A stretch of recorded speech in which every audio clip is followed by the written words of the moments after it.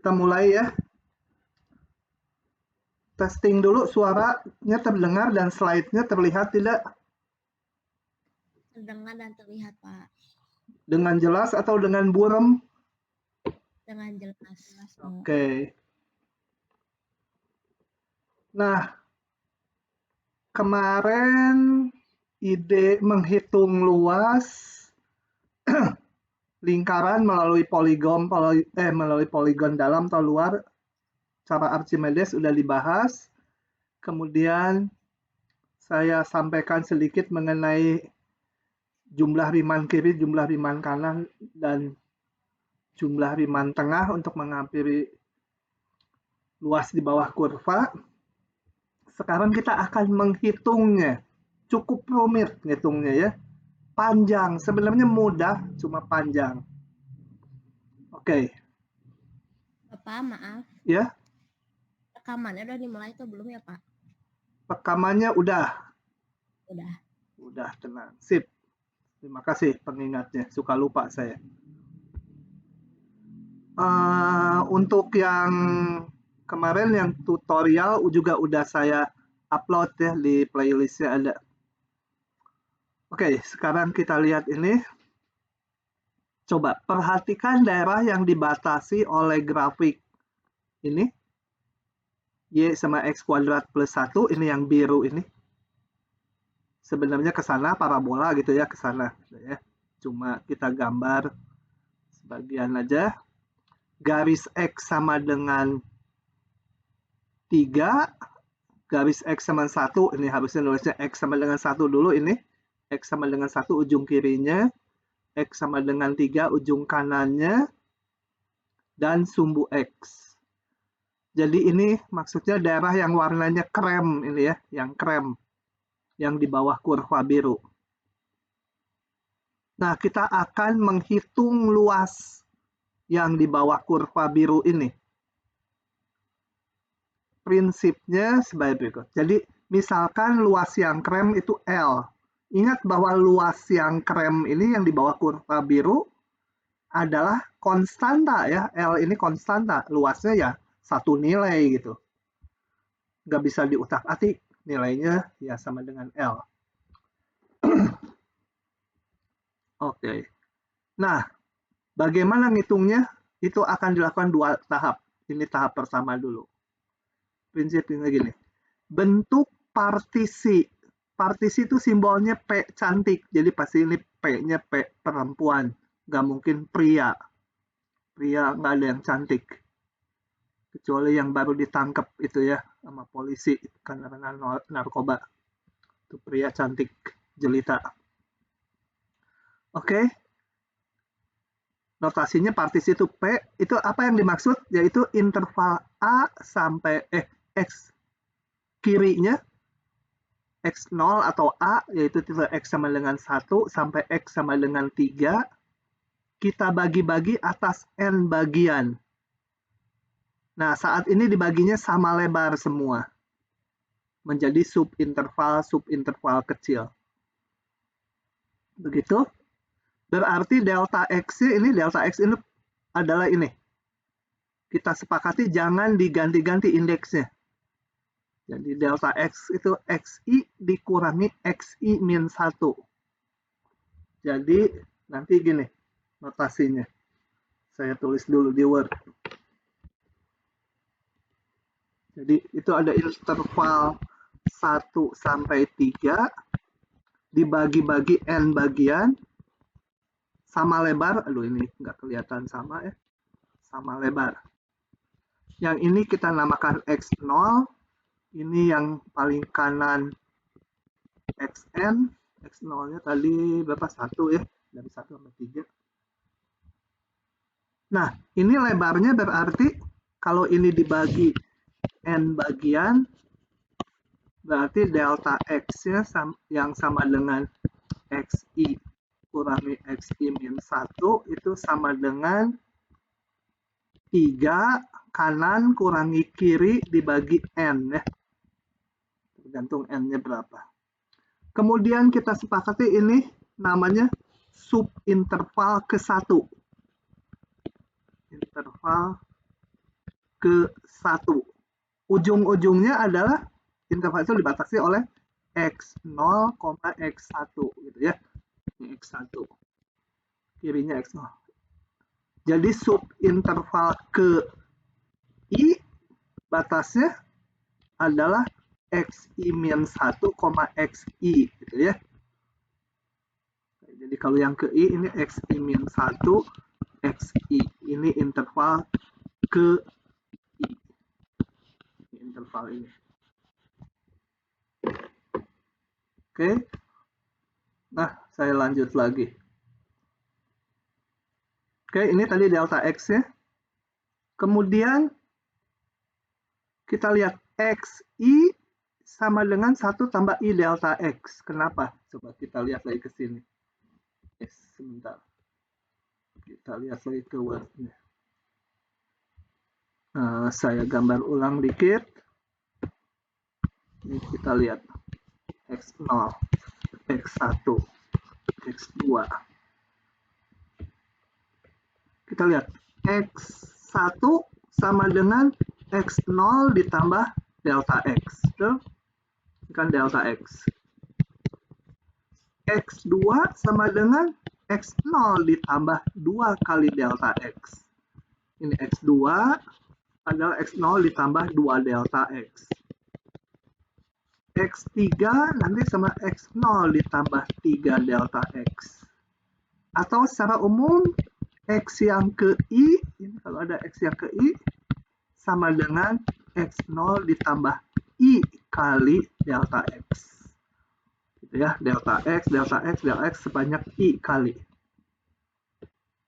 Oke, itu saya balik ke slide-nya.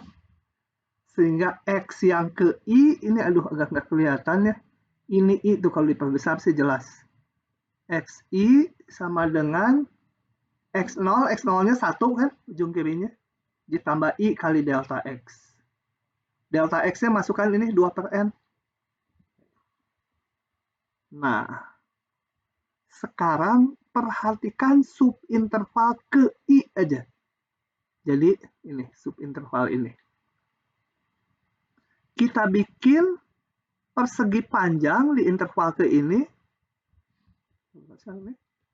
Interval ke I, kita bikin persegi panjang, tingginya ditentukan ujung kirinya. Jadi penentu tinggi persegi panjang itu ujung kirinya dari subinterval ini. Jadi kita bisa hitung. Ini tingginya adalah nilai fungsi yang biru ini, yang melengkung, di titik variabelnya X-1. Gitu ya. Oke. Nah, kita mau ngitung luas ini, mudah. Ini kali lebarnya delta X kan. Nah, ini luas yang biru ini satu buah aja, kita namakan delta Rn. Delta Rn. Jadi delta ini untuk menyatakan bahwa baru satu persegi panjang yang tipis aja, karena ini N-nya nanti akan dibuat menuju tak hingga, sehingga ini jadi persegi panjang yang sangat kurus. Gitu ya. Nilai fungsi di titik yang kirinya ini, kiri subinterval, kali delta X. Nah, hal ini kita lakukan ke semua subinterval yang lain di sini, sepanjang 1 sampai 3. Maka saya kalau lakukan, saya akan dapatkan, coba saya ke Word lagi. Terus ini, jadi ini ada tadi 1, ini X0, Xn, 3, ada subinterval. Maka kalau ini fungsinya, saya dapat di yang interval pertama, persegi panjangnya seperti itu, ditentukan tingginya oleh ujung kiri ini. Jadi luasnya F X0 kali ini tadi delta X. Interval yang ini interval ke-1 ya. Interval yang kedua, penentu tinggi persegi panjangnya yang ini. Nah, gitu. F X1 kali delta X, interval kedua. Interval ketiga, penentunya ujung kirinya ini, naikkan sampai fungsi. Nah, itu fx3 delta x gitu ya. Terus sampai yang ke n. Tuh, di sini. Lakukan proses pembentukan persegi panjang di sebuah subinterval. Nah, kita akan hitung. Ini nggak ada di sini langsung. Rn ini menotasikan luas dari persegi panjang kecil ini seluruhnya. Kita akan hitung. Harus ngeklik ini dulu ya. Coba kita lihat hitungannya. Ini harus dikuasai hitungannya. Agak sedikit rumit. Panjang. Kerumitannya panjang. Ini tadi Rn adalah jumlah dari luas persegi panjang kecil tadi. Yang udah saya tulis tadi di Word. Nih luasnya ya. Paham nggak? Paham nggak ini? Kenapa ini? Sampai yang ke N nih. Yang ke N ini berarti apa? Tingginya ditentukan ujung kiri. F x n min 1 berarti kirinya kali delta x. Ini yang disebut Rn, mas saya. Tuh ya, kalau nggak paham tanya ini karena harus membentuk sendiri nanti loh di soal. Persis meniru, hanya ganti fungsinya aja. Jadi kalau nggak paham tanya langsung ya. Oke. Oh, saya sekarang mau ngitung luasnya. Luas semua ini. Hati-hati ini nggak sama dengan luas di bawah kurva ya. Kalau yang di bawah kurva sih tentunya lebih gede daripada yang hijau-hijau ini semua kan. Kita lihat di sini ada celahnya. Saya hitung ini. Dinotasikan dengan sigma ini. I-nya jalan dari 1. Jadi kalau I-nya 1 ini harus jadi X0 delta X. I-nya 2 Fx1 delta X gitu ya. Jumlahkan sebanyak N suku. Kemudian saya mau ngitung. Ini dari mana? Fxi-1 adalah ini. Kan dari fungsinya. Fungsinya mana tadi ini? X kuadrat tambah 1. Jadi dari situ masukkan Xi-1 kuadrat ditambah 1. Oke, ini akan saya ubah dalam I dan N semuanya. Nah, ini dari mana? Delta X-nya dulu. Delta X-nya tadi 2/N ya. Ini delta X tadi. Panjangnya subinterval 3 kurangi 1 dibagi N. Itu delta X-nya. Xi-nya tadi udah ditulis. 1 ditambah I delta X. X yang ke I. Nah, ini saya delta X-nya ganti 2/N jadi ini. Jadi Xi-nya ini. Ciluk, Mbak. Sama nggak? Beda. Kenapa? Karena ini Xi-1. Xi-1, jadi di sini ganti I-nya dengan min 1. Xi-1 sama dengan 1 ditambah 2 kali I-1 bagi N. Kali lagi, Xi-1 adalah 1 ditambah 2 dikalikan I-1 bagi N. 1 ditambah 2 kali I-1 bagi N. Itu Xi-1. Dikuadratkan Xi-1 seluruhnya. Oke. Kenapa diginikan? Supaya bisa dihitung nanti. Semua harus dalam I dan N. Nah, ini saya kuadratkan. Hitung. Kuadratkan. Kemudian ini 2/N nggak dipengaruhi oleh indeks I. I-nya 1, I-nya 2, I-nya 3. Ini selalu 2/N. Jadi ini nggak bergantung ke I. Bisa dibawa ke depan. Ya, 2/N-nya ke depan. Yang ininya saya kuadratkan. 1 ditambah 2 kali ini. Jadi 4 ini. Ditambah ini kuadrat. Ini kuadrat adalah 4 I min 1 kuadrat dibagi N kuadrat. Tambah 1 yang ini. Ini saya mau kuadratkan lagi. Dan disederhanakan. Ini dari mana ini? Coba betul nggak? 2, ini 2 tuh 1 tambah 1 ini. Ini 4I per N. Kemudian dikurangi 4 per N. Yang ini kita lihat 4I kuadrat per N kuadrat. Kemudian 2, ini min 2I kan ya. Min 2I kali 4 jadi 8. Ini harusnya minus ya? Minus. Ya, diingat-ingat aja, ini minus harusnya. Coba kita kasih tanda dulu aja. Pensil aja. Ini minus nih. Minus tambah 4 per N kuadrat. Kayak gitu. Hitung lagi. Dari mana ini? Nah, ini dari mana? Coba saya crop. Ini.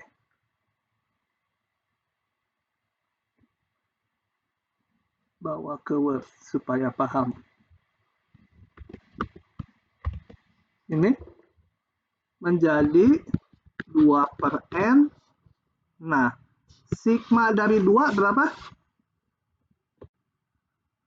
Sigma I sama dengan 1 sama dengan N dari 2. 2. Ngapain atau ininya ditulis? Kemarin udah. Sigma dari 1 berapa? 2N 1 sama N. Sigma 2, 2N ya. Ini kan A1-nya 2, A2-nya 2, A3-nya 2, A4-nya 2, sampai AN-nya 2. Jadi ada sebanyak 2N. Tuh, 2N. Oke. Kemudian, ini 4 per N bisa, yang suku kedua, sigma dari 4I per N, itu 4 per N-nya bisa keluar, sigma I, itu ya, jadi ditambah suku yang kedua karena saya lagi evaluasi, 4 per N-nya keluar dari sigma I yang kedua. Sigma I kemarin udah ada rumusnya apa? N kali N tambah 1 per 2. Oke. Nggak usah diapal itu, kalau diperlukan sigma I kuadrat, sigma I pangkat 3 akan diberikan. Ini 4 per N. Sigma dari 4 per N apa? 4 per N-nya, ini kan indeksnya I. Ini bisa ke depan, jadi sigma dari 1 N. Ya. Sigma dari 4 per N itu sama dengan 4 per N sigma dari 1 sama dengan ini sendiri N kan. Jadi tinggal 4. Tuh. Itu. Kemudian saya hitung lagi.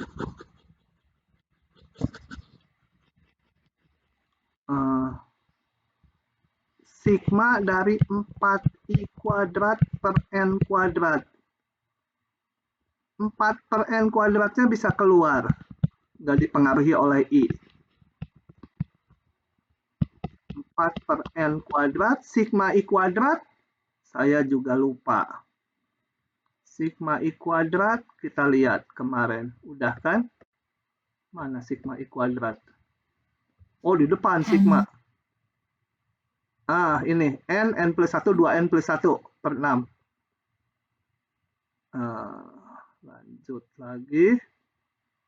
Jadi, kembali ke Word-nya. Apa? N kali? N plus 1. Kali?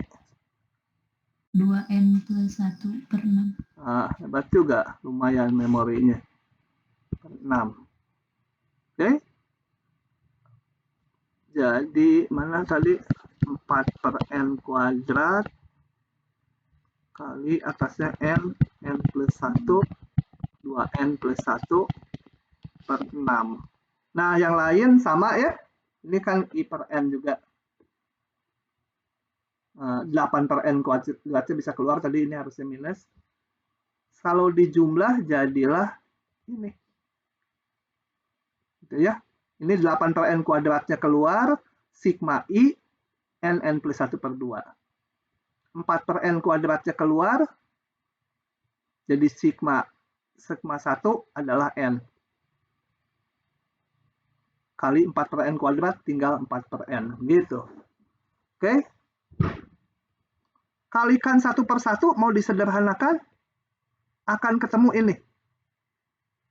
Ini kalau dihitung, ya harus dikalikan 1, 4n kuadrat, n-nya coret aja yang ini. 4n per 2 ditambah 4 per 2, pokoknya sederhanakan semua, ini dihitung dulu, akan ketemu ini. Simple. Nah, sekarang saya balik ke slide-nya dulu. Si Rn ini, oh ya, saya udah balik. Ini udah dihitung, beres. Hasilnya disalin. Ini udah diperbaiki, udah minus di sini. Di sini salah, di sini benar. Tuh ya. Tadi, nah. Saya tanya dulu. Rn ini dengan L besar mana nilainya? Halo? Enggak. Hah? Enggak. Nggak jelas, yang keras. Hah? Kurang nggak sih? Yang kurang yang mana? Yang lebih kecil Rn atau L? RN. Rn lebih kecil dari L ya. L itu yang krem, Rn itu persegi panjang hijau. Berapapun N-nya, pasti yang persegi panjang hijau totalnya masih kecil dari L. Nah, gitu. Berapapun, ini untuk setiap N bilangan asli, berapapun Rn lebih kecil dari L, harusnya lebih kecil. Nah, kemudian kita gunakan, saya mau narik limitnya sekarang. Dulu. Diingatkan lagi hal lain. Gini, kalau saya punya fungsi X kecil dari fungsi G, ingat ini, limit X mendekati A dari fx, bisa sama ya limitnya. Contohnya aja grafik ini. F-nya misalkan seperti ini, di sini berlubang ya. Nilainya di situ. Yang G-nya lebih besar ya. G-nya. Yang G-nya di sini. Kita lihat, di semua titik yang biru lebih kecil dari yang merah. Termasuk di titik sini. Tapi, kalau ini saya namakan titik C, limitnya di C sama tuh. Limitnya setinggi yang ini ya, bukan nilai fungsinya. Jadi kalau ada hubungan seperti ini. Nah, kembali ke slide. Rn ini harusnya lebih kecil dari L. Tapi, limitnya bisa lebih kecil sama dengan. Ini limitnya berapa kalau N mendekati tak hingga?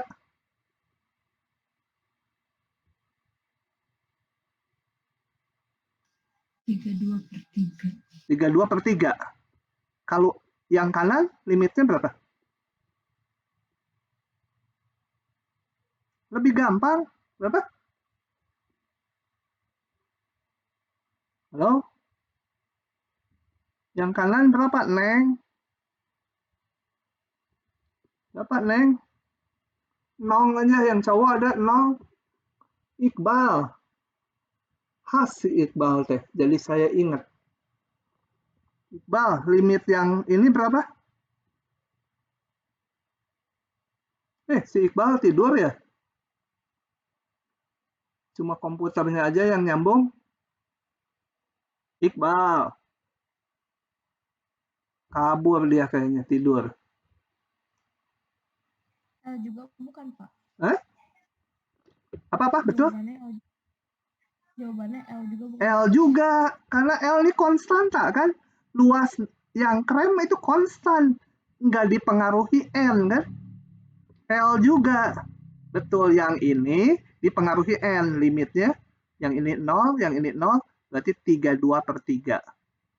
Nah, jadi luas yang krem akan selalu lebih besar sama dengan 32/3. Belum dapat kita luas L-nya. Oke, biarin dulu. Kita tunda satu hal ya. Saya catat dulu di Word. Saya simpan dulu bahwa L itu luasnya yang krem segini, belum tahu luasnya. Ini simpan dulu. Sekarang akan dilakukan cara satu lagi. Ini hitungan detail saya tutup.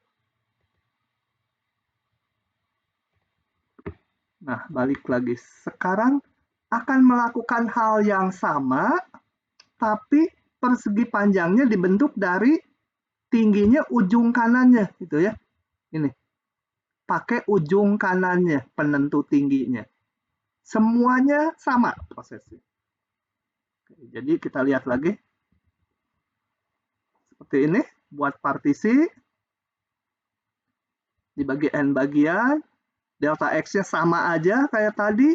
XI-nya juga sama aja, persis. Salinan yang tadi. Yang beda sekarang ini. Persegi panjangnya dibentuk, lebarnya delta X, tingginya nilai fungsi di ujung kanannya.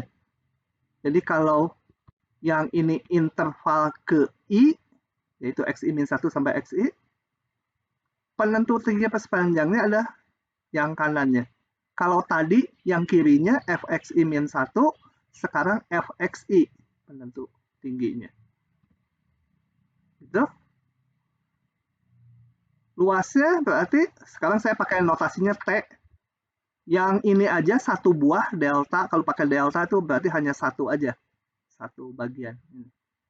Delta Tn nilai fungsi di ujung kanan kali delta X. Nah, kita lakukan hal yang sama ke semua subinterval di antara 1 sampai 3. Kemudian jumlahkan yang hijau-hijau itu semuanya. Coba kita lihat hitungannya lagi. Muncul. Bentar, kita lihat hitungannya ya. Berarti ini, interval ke-1, kalau tadi luasnya adalah Fx0 delta X, sekarang Fx1 kali delta X. Itu beda, geser ya indeksnya. Ini. Dimulai Fx1 delta X, Fx2 delta X, sampai yang terakhir interval ke N, ujung kanannya Fxn. Notasikan sigma, hitung lagi kayak tadi, Fx-nya berarti menjadi X kuadrat tambah 1. Ini Fxi jadi Xi kuadrat tambah 1. Xi-nya dan delta X-nya diganti lagi seperti yang tadi. Ini delta X-nya ini, Xi-nya ini.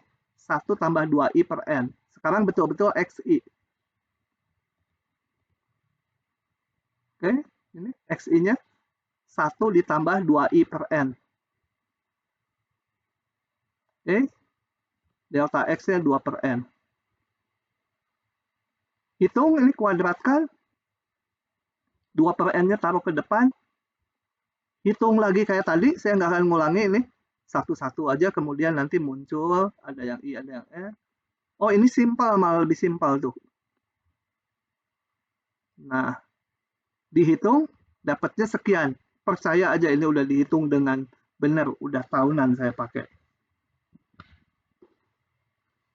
Nah, pertanyaannya, Tn, balik lagi ke gambarnya, Tn itu luas persegi panjang yang hijau, selalu lebih besar dari L, betul? N-nya berapapun, Tn itu luas yang hijau seluruhnya, selalu lebih besar dari L. Ya. Ini tadi udah tuntas di sini. Jumlahnya sekian. Saya salin ini ke sini. TN-nya. TN selalu lebih besar dari L. Ini sama dengannya nggak usah. Lebih besar. Jadi limit dari TN lebih besar sama dengan limit dari L. Saya limitkan untuk N mendekati tak hingga. Kembali ini hasilnya L. Sedangkan limit TN, kita hitung ini limitnya, N mendekati tak hingga, ini 0, jadi 32/3.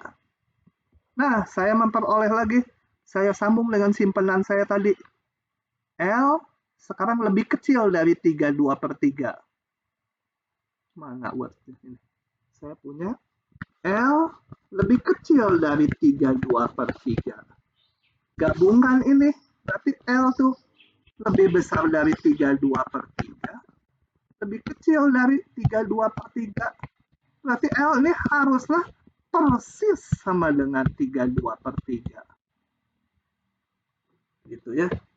Jadi fenomena ini menunjukkan, ini hasil hitungan betul-betul ya, bahwa luas yang krem ini yang sama dengan L mau didekati oleh persegi panjang yang pakai ujung kanannya sehingga kelihatan kelebihan, ataupun sebelumnya pakai persegi panjang yang di kirinya, jadi sepertinya lebih sedikit gitu luasnya.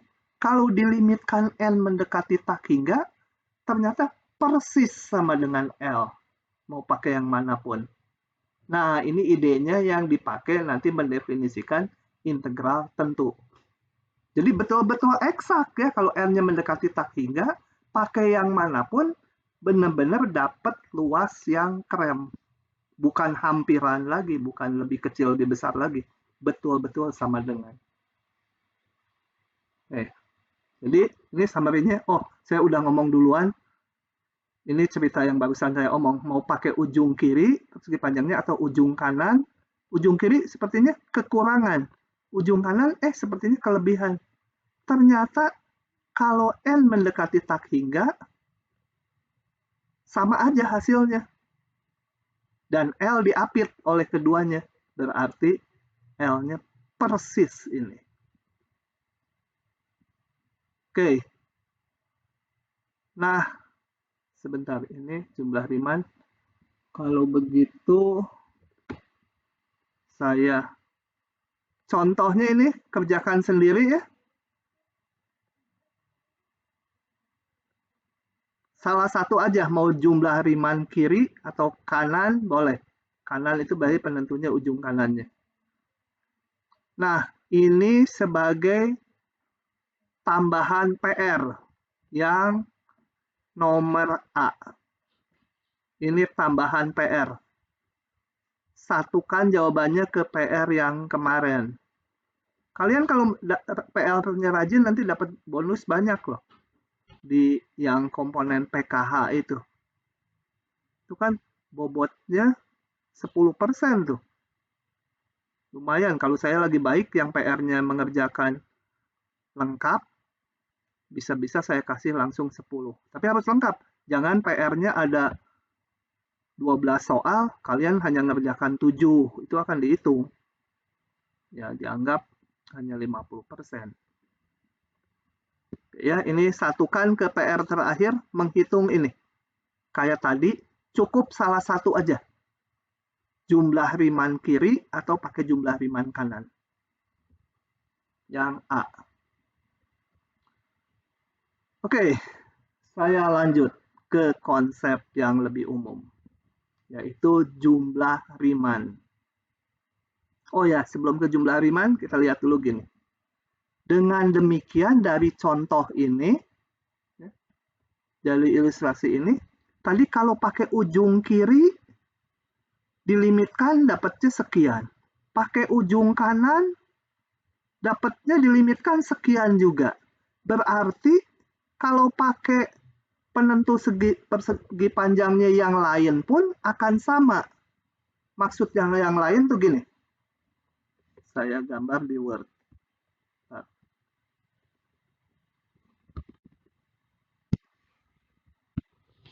Gambar lagi ya kurvanya. Nah, kalau sekarang saya ini XI min 1, ini XI, saya perbesar aja supaya kelihatan. Ini adalah tulisan, gara-gara harusnya jadi dokter tulisan jelek ini. Tadi pakai ujung kiri ataupun pakai ujung kiri persegi panjangnya atau ujung kanan, setelah dilimitkan N mendekati tak hingga, hasilnya sama aja. Berarti kalau saya pakai persegi panjangnya yang mungkin tengah-tengahnya gini, penentunya, hasilnya pun akan sama aja ya. Akan sama aja. Karena kalau pakai ujung kanan kan itu yang ekstrim paling gede persegi panjangnya. Pakai ujung kiri yang ekstrim paling kecil. Kalau saya pakai wakilnya yang ini untuk menentukan tinggi persegi panjangnya, nanti setelah dilimitkan akan sama saja. Kenapa akan sama saja? Karena yang wakil ini berada di antara yang ekstrim paling besar dan ekstrim paling kecil. Padahal tadi yang paling kecil sama paling besar setelah dilimitkan dapatnya sama aja 32/3. Yang ini di antaranya pasti 32/3 juga. Nah, ini melahirkan yang namanya jumlah Riemann. Konsepnya gini. Misalkan fungsi yang terdefinisi pada interval tutup AB. Tidak harus kontinu ya. Ini fungsi aja. Tapi harus punya nilai sepanjang interval tutup AB. Ini A sampai B. Kemudian kita lakukan buat partisi. Nah, di konsep jumlah Riemann lebih umum sekarang. Partisinya nggak perlu sama lebar ini. Ya, nggak perlu sama lebar. Oke, jadi coba saya gambar tahap demi tahap di Word ya. Ini interval A sampai B. Bikin partisi, artinya dibagi N bagian. Selalu ujung kirinya X0, ujung kanannya Xn. Ini boleh, ini kecil. Ini agak lebar. Ini kecil. Kecil lagi. Lebar. Tuh ya. X1, X2, X3, X4, dan seterusnya. Jadi nggak harus sama lebar. Ya, konsep umumnya. Kemudian ngapain? Kemudian sebut ini kayak tadi. Kalau tadi delta X sama dengan B min A dibagi N, sekarang nggak bisa karena beda-beda lebarnya. Ya dinotasikan ya XI kurangi XI min 1. Jadi kalau di Word saya, kalau ini katakan XI min 1, ini XI, ini adalah sub interval ke I ya. Subinterval ke I. Nah, setelah itu di setiap subinterval tadi pilih wakil. Yang hijau wakilnya. Dinamakan XI garis. Saya gambar lagi di Word-nya ya. Jadi, ini hapus dulu. Ini saya supaya nggak terlalu sempit, ini hapus aja. Ini X3 itu ya. Tek. Nah gini, di subinterval ke-1 pilih wakil untuk menentukan tinggi persegi panjangnya nantinya. Mau ujung kanannya boleh, mau ujung kirinya boleh, mau di tengah-tengah boleh, mau agak lonjong ke kanan boleh. Nah bisa kan saya pilih wakilnya ini. Ini X1 garis. Garis ini tidak ada hubungannya dengan rata-rata ya. Kalau di statistik sering rata-rata pakai X bar gitu. Ini nggak ada, hanya notasi Purcell aja, X1 garis. Interval, subinterval kedua, pilih yang wakilnya. Misalkan saya pilih yang ini, X2 garis. Interval ketiga, saya mau pilih kanannya, boleh juga. X3 garis. Interval yang ke I, saya pilih di sini aja gitu. XI garis. Untuk ngapain wakil-wakil tadi? Nah, ini kan sebenarnya ada fungsinya gitu kan? Ada fungsinya. Ini si hijau-hijau ini wakil untuk bikin persegi panjang ke atas gitu. Bikin persegi panjang, lebarnya interval ke-1. Nah, ini lebarnya ke sini, ini ke sini. Jadi penentu ini nih, tinggi ini. Gitu ya. Interval ke I tadi wakilnya ini, persegi panjang saya bikin tinggi. Jadi tingginya ditentukan si titik wakil. Gitu ya. Ini sama sana tingginya. Jadi ini tingginya berapa? Tingginya di interval ke I adalah nilai fungsi di titik XI garis. Kalau fungsinya positif ya. Kalau negatif ya nanti. Nah, kita mau ngitung kayak tadi luas ini. Ya tinggal ini dikalikan delta X ya, lebarnya. Oke, jadi konsepnya sederhana ya. Notasinya aja banyak. Jumlah Riemann, ini definisi jumlah Riemann, adalah ini jumlah dari luas persegi panjang yang dibentuk.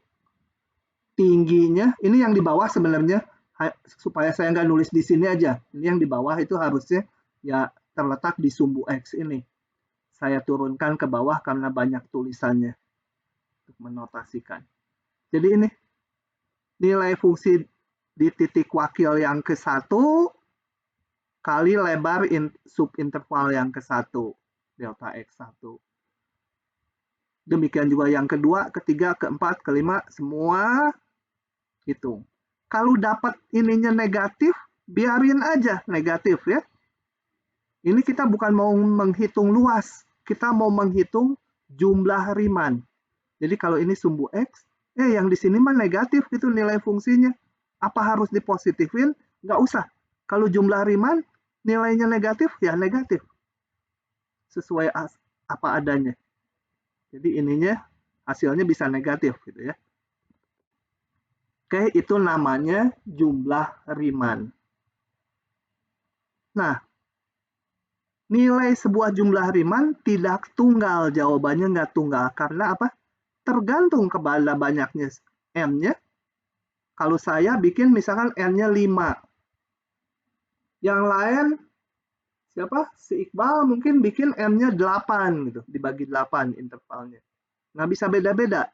Kecuali di soal dibilang, gunakan N-nya 10. Ya semua harus 10. Selain bergantung kepada banyaknya interval, juga tergantung pada lebar tiap interval. Kan lebarnya boleh beda-beda tadi. Meskipun nanti di hitungan, kita pilih yang lebarnya sama supaya gampang ngitungnya. Tapi konsepnya boleh, lebarnya beda-beda. Jadi delta X bisa beda-beda, banyaknya interval bisa beda-beda antara dua orang. Titik wakil yang digunakan dipilih tadi bisa beda-beda juga. Mungkin si A milih ujung kiri semua, si B ujung kanan semua, si C mungkin ngacak gitu di setiap subinterval boleh aja. Jadi nilainya bisa beda-beda. Dan bisa negatif. Ya. Oke, kita lihat dua contoh dulu. Oh ya, perlu diperhatikan jumlah Riemann tidak merepresentasikan luas di bawah kurva. Tentu saja tidak, ya. Yang di depan tadi juga, yang mana saya lihatkan lagi, ini Tn tidak merepresentasikan, tidak menggantikan luas yang krem. Setelah dilimitkan baru betul. Setelah dilimitkan jadi sama dengan luas yang krem. Nah nanti di jumlah Riemann kita belum bicara limitnya, baru memunculkan jumlahan kayak gini. Jumlahan ini tidak sama dengan luas di bawah kurva. Ya. Oke, kita lihat contoh menghitung jumlah Riemann. setelah dua contoh ini nanti kita bisa berhenti dulu sebelum ke konsep integral nanti hari Senin. Tentukan suatu jumlah Riemann dari ini. Suatu jumlah Riemann. Jadi bisa beda-beda tiap orang ya. Coba kita lihat.